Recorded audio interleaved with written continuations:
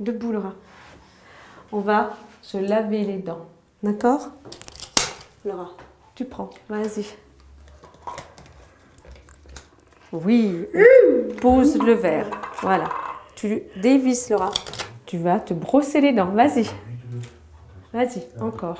Vas-y, avec moi, encore. Voilà. C'est bien, encore. Encore, Laura.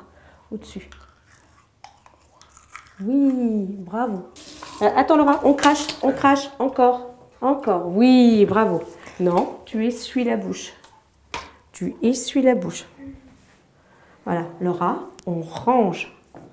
Sourde et autiste, Laura a 2 modes de communication altérés, 2 problèmes qui s'accumulent et qui sont un frein à son développement. Mais pour l'aider dans son apprentissage et dans sa vie de tous les jours, sa famille peut s'appuyer sur un cahier de communication composé notamment de très nombreux pictogrammes. C'est un support, j'allais dire, d'un cahier type format grand ou petit selon les utilités d'usage quotidien, qui a pour fonction d'avoir une partie, j'allais dire, velcro, et où dessus sont scratchées, j'allais dire, des images de la vie quotidienne. Alors on peut, dans ce classeur ou ce cahier de communication, y mettre des intercalaires de couleurs différentes pour des situations de vie différentes. Ces couleurs peuvent être associées à des codes couleurs dans le monde du handicap, où on y met soit des personnages, soit des lieux de situation, soit ensuite des objets, des couleurs également pour les vêtements, des couleurs également ensuite pour des activités, j'allais dire, scolaires ou périscolaires. Le but du cahier de communication est de rassembler des photos, des images ou encore des pictogrammes simples qui traduisent différentes actions de la vie courante. Se brosser les dents comme nous l'avons vu, mais aussi aller se promener au parc ou encore exprimer une douleur. Loin d'être figé, chaque famille peut construire son propre classeur de communication selon les besoins de l'enfant. Alors, pour répondre à votre question, c'est un outil indispensable, en tous les cas qui peut être très vite investi par l'enfant et la famille. Simplement, parfois de façon très simple, très basique, ça va être, pour commencer, je veux manger. Donc, ils vont nous montrer un picto, selon le picto qu'on leur a donné, qui peut être mutualisé et transféré dans les différents espaces, ou de vie familiale, ou des instituts, ou de l'école. Et à ce moment-là, manger, donc ça peut être très simple, boire. Donc très vite, ils vont associer à des choses qu'ils aiment sur 1 ou 2 pictos. Et après, le but, c'est de pouvoir petit à petit construire une phrase ici, eh bien, je veux manger. Alors quoi? Je veux manger un gâteau, je veux manger, etc. Et à ce moment-là, sur la bande, je veux, on va avoir 2 pictos. Et là, on aura le verbe, manger, et ensuite le quoi. Donc il y a un complément. On est dans le début d'une phrase, d'une structure, donc de la pensée et de la communication. Je me réveille. Ouais, et ensuite, qu'est-ce que tu fais? Tu manges, c'est très bien. Qu'est-ce que tu manges? Du pain. Oui. Et ensuite, qu'est-ce que tu fais? Oui, tu prends ton bain. Et ensuite, tu te laves le visage et les mains. Savon. Avec du savon, très bien. Et ensuite, juste les mains avec du savon. Très bien. Et ensuite... Emma est aussi une jeune fille autiste. Elle utilise les images mais aussi les mots pour communiquer et réaliser de multiples activités du quotidien. Aujourd'hui, par exemple, la cuisine, au menu une jardinière de légumes qu'elle sait parfaitement préparer.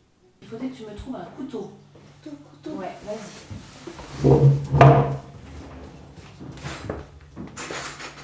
Tu vas, Emma, me chercher un bol? T'as 3 bols.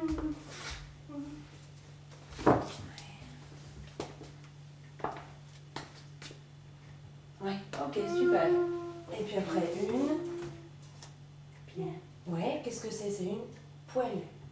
Ouais, vas-y. Hop, hop, hop. Encore. Encore, voilà. On va prendre quelques carottes en plus. Tiens. Voilà.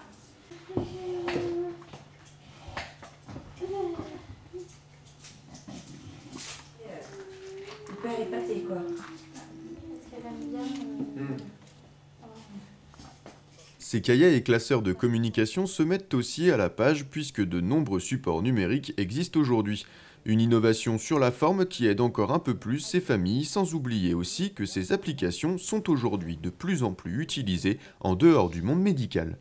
il existe bien sûr le support numérique. Les usages numériques sont des facilitateurs, j'allais dire aujourd'hui aussi bien dans, dans les systèmes scolaires, dans les systèmes instituts ou dans les systèmes familiaux. On a les tablettes et là on a des logiciels, il en existe plusieurs. Et là, très simple, on met en place des logiciels qui sont soit achetés, soit on les fabrique, mais maintenant on achète des logiciels très conviviaux. Et là, vous mettez vos propres photos et là se décline sous toutes ses formes et avec la voix, avec de l'audio, avec des sons, avec des petits films, et on peut construire même ses propres albums. Ces supports existent depuis plusieurs années. Ça, c'est un mode vraiment qui est prégnant chez les handicapés et qui s'est décliné petit à petit à la maison en cahier, en classeur, en support, j'allais dire, simple ou plus compliqué. Mais ce type d'outil est en train, j'allais dire, de se développer, d'essaimer dans énormément de secteurs qui peuvent être aussi bien, j'allais dire, pour le coup, personnes âgées, ne serait-ce que pour des médicaments. On a maintenant des pictos tout simples, qui sont les mêmes pictos que nous retrouvons pour nous, pour nos enfants, mais également, par exemple, pour toutes les personnes qui viennent de l'étranger, donc qui n'ont pas la langue française comme usage. Eh bien, dans un premier temps, on peut écrire, on peut dessiner, mais on montre avec les tablettes d'où ils viennent, quel pays, quelle situation, et on arrive vraiment ici avec ce type de mode de communication à différer, à transférer dans toutes les tranches de la vie de la société actuelle. Une réaction? Un témoignage? Commentez ce reportage sur dijonsanté.fr.